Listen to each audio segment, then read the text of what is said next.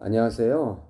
오늘 공부하실 내용은 웨스터민스터 소요리 문답 66문입니다. 이제 5계명의 마지막입니다.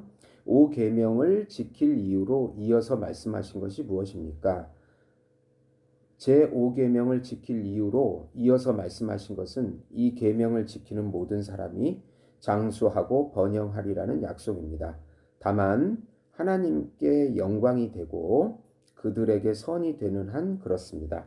이게 성경 말씀 보면 출애굽기 20장 12절 내 부모를 공경하라 그리하면 내 하나님 여호와가 내게 준 땅에서 내 생명이 길리라. 신명기 5장 16절 너는 내 하나님 여호와께서 명령한 대로 내 부모를 공경하라 그리하면 내 하나님 여호와가 내게 준 땅에서 내 생명이 길고 복을 누리리라. 에베소서 6장 2절에서 3절 보시면 내 아버지와 어머니를 공경하라. 이것은 약속이 있는 첫 계명이니 이로써 내가 잘되고 땅에서 장수하리라. 네. 이렇게 말씀하고 있습니다. 이제 이 5계명의 마지막인데요. 네. 이제 5계명을 지금까지 조금 정리해 보면은 5계명은 하나님을 대리하고 있는 이 부모님께 순종하고 복종하고 존경과 마땅한 그 의무를 하라. 그런 계명입니다.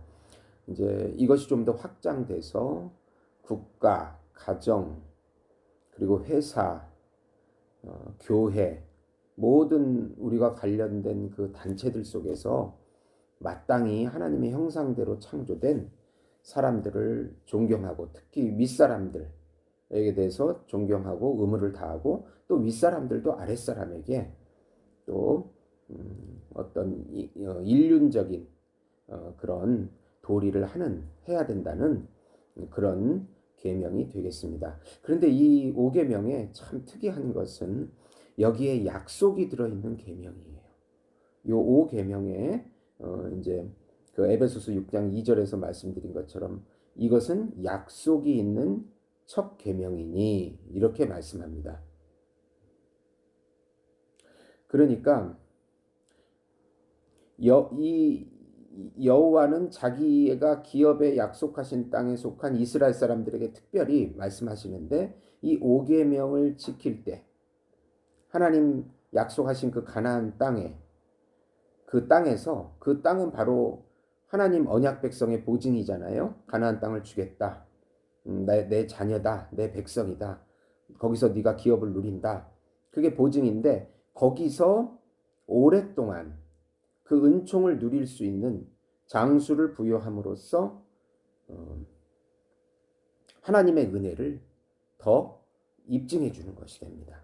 그러니까 부모를 공경하라. 그리하여 너에게 베푸는 나의 은혜의 증언이 될 땅의 소유를 오랜 기간의 삶 가운데서 누리게 될 것이다. 이렇게 말씀하고 있는 것입니다.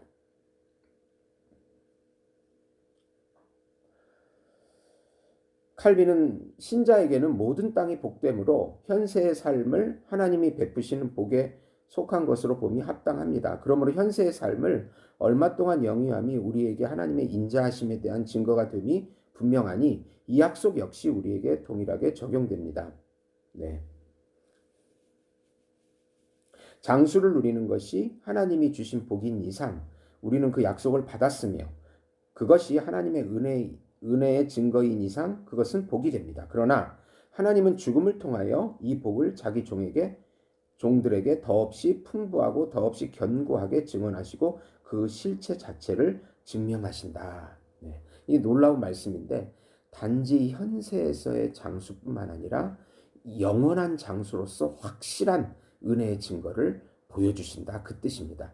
현세에서의 그 삶을 오랫동안 누리게 해주는 것도 하나님의 은혜의 증거일 뿐만 아니라 또 죽어서도 영생을 누리게 해주시는 생명을 누리게 해주시는 은혜의 증거이다. 그 약속에는 그 두 가지 의미가 들어있다는 것입니다. 물론 예수 믿는 사람이 다 장수하는 건 아니거든요. 오히려 사고로 죽을 수도 있고 그런 일이 있지만 분명히 하나님께서는 죽은 이후에도의 영원한 생명을 약속해 주셨기 때문에 반드시 그것이 있어야 그 은혜의 축복이 되는 것은 맞는 얘기입니다. 이 삶 속에서 누리지 못하는 경우가 있을지라도 그 보상은 내세에서 영원히 주어지는 것입니다.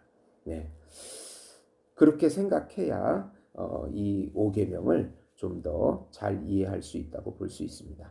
네. 그러나 이제 또 하나 주의해야 될 것은 하나님의 자기 부모를 공경하라는 계명을 준수하는 고귀한 자녀에게는 현세 삶의 복을 약속하는 동시에 거역하고 불순종한 자녀에게는 피할 수 없는 저주가 있다는 것도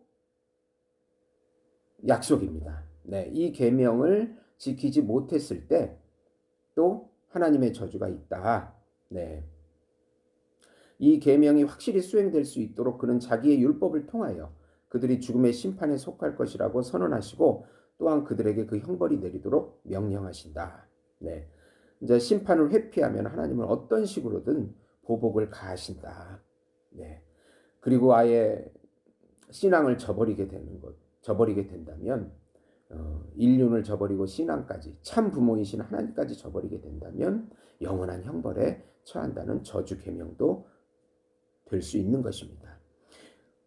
우리가 여기서 중요한 것은 부모에게 순종하라는 명령이 오직 주 안에서 주어졌다는 거예요. 예. 에베소서 6장 1절에 보면 자녀들아 주 안에서 너희 부모에게 순종하라 이것이 옳으니라.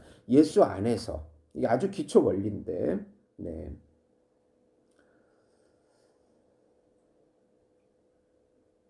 그들에게 표하는 복정은 가장 높은 곳에 계셔서 존귀를 받으시는 아버지께 이르는 한 걸음이 되어야 한다. 부모를 공경하는 것이 하나님 참 부모를 공경하는 대로 나아가야 한다. 네, 그런 의미입니다. 네. 그런데 만약 부모들이 오히려 참 부모를 하나님을 섬기는 것을 방해하거나 위반을 조장한다면 참 아버지에 대한 순종이 중요한데 그것을 하지 못하게 한다면 그것은 외인이다. 오히려.